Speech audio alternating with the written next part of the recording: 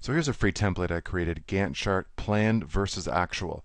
And to start the video, I'm going to jump over to a sample. We'll take a look and then I'll walk you through the steps on how to use this template. So first of all, here at the top, I've actually split the screen so you can have more tasks, but I just have 3 listed here.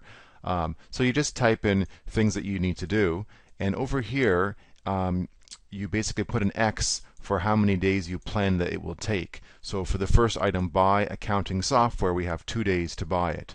Install the software 1 day, and then to test it, we've put in 4 different days. I'll also show you how to an optional thing to make the weekends a different color. Here we have all the weekends gray. Now, this is the planned part, what you plan. On the bottom here is the actual, what really happened. So for this is actually just a formula. You don't have to type anything in here. It just is parallel to what you type at the top. So I've put the 2 X's here, and they're exactly the same as what we have at the top. So this whole row is simply just, it's going to be green or white. Every other row is a different color just to help you with the data input. However, see the second one here, install software. It's sort of a pink background and red for the X's. That's because even though we started the same day, it took 2 days instead of 1 day. So there's 2 different ways that we can get sort of a pink background and red text for the task over here and for the X's. So watch what happens if I sort of right click and clear this. Now the whole row is just normal. So for test software, we started on time, but it took 1 extra day. So if I remove this, right click and clear it, then everything's fine. But if I sort of clear this one, it's red and pink, actually just simply red, because we started a day late.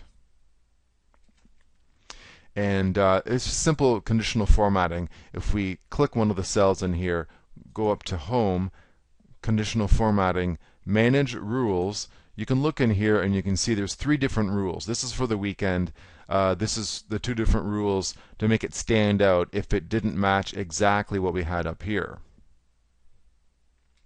So at this point, let's go back to the beginning. I'm going to click the intro sheet here, and now I'm just going to click Next, and we're going to set this up. So we have some setup steps. Now let's say that these were all blank.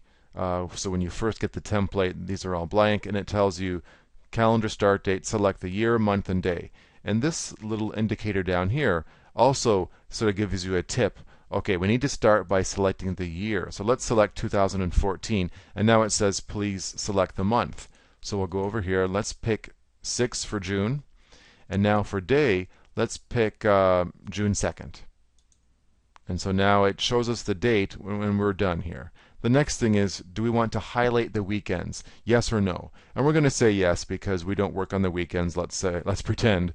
And so we want to highlight those. Now let's click the next button up here again, or at the bottom, just select the sheet that says 3 data, so sheet 3. So here we go. We have all of this filled in. If you don't have the dates filled in back in this sheet, if this is all blank, I'll show you what happens. Let's just highlight this, clear it. We go to the next sheet, and the whole part across the top, the sort of the calendar portion, is blank.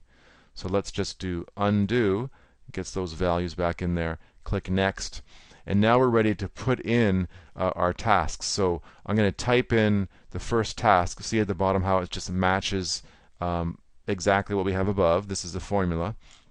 Let's go up here and type in buy software, and then we're going to put in an X. We can either type it in or you can select it. So we're going to say we want to buy the software on June 3rd.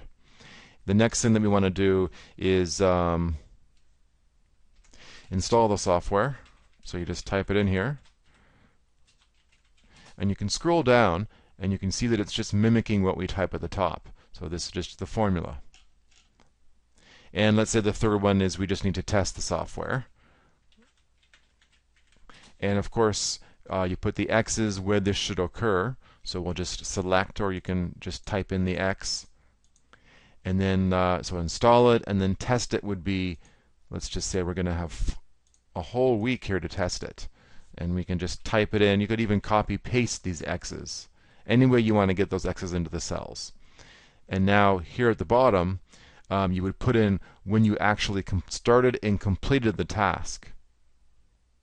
So let's say this one was just on schedule, and the one below, let's say we didn't start until the Friday. Something happened, we're a little bit late starting off, install the software, and at the top you notice how it was supposed to be done on, started on the Wednesday. Down here we're starting on the Friday. And then for test the software, let's say that we started here on the Monday, and we could just go all the way across, put in an X, drag it across, different ways to enter it, and it's also red because we didn't start on time. Now, let's say it took extra long time. We're going to see how this will change.